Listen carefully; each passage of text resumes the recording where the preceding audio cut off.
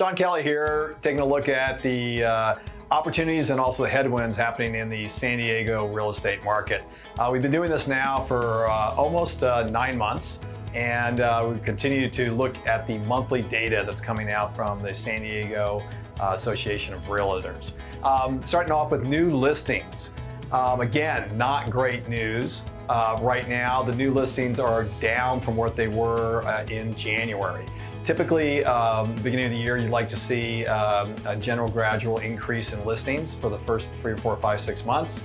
And again, in February, it was down from January. So the total new listings that we're seeing that came on the market for condos and single-family houses are about 2,400 units.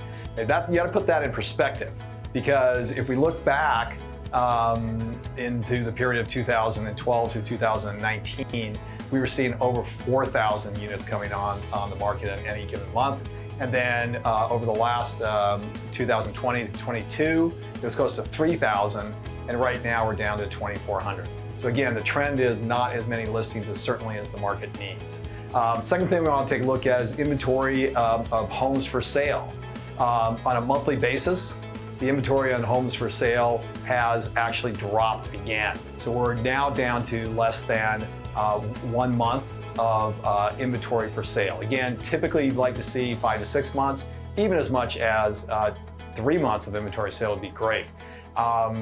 We actually saw the inventory of the market actually spike up through the middle of last year as interest rates rapidly increased and buyers took basically a seat back.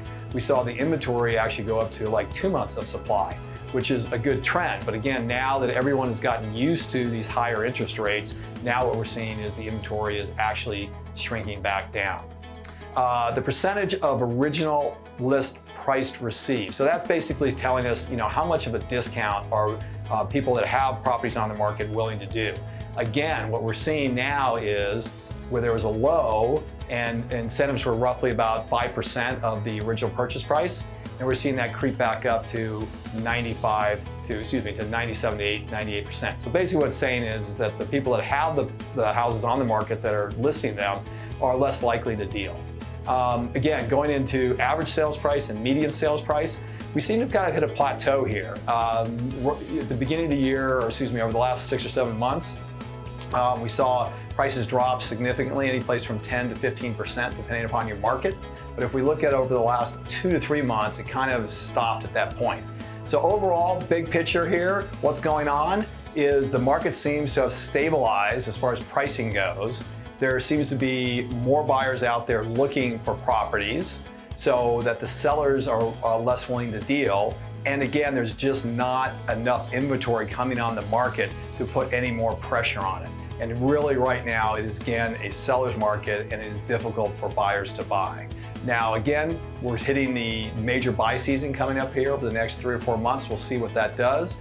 My gut of where we're at is, again, we're not going to see much loosening at any point here. And even if interest rates start to come back down, all that's going to do is put more pressure on an already kind of difficult market. So, it's not really cheery news for you, but we'll keep track of it and see where it all goes. Sean Kelly signing out. Take care.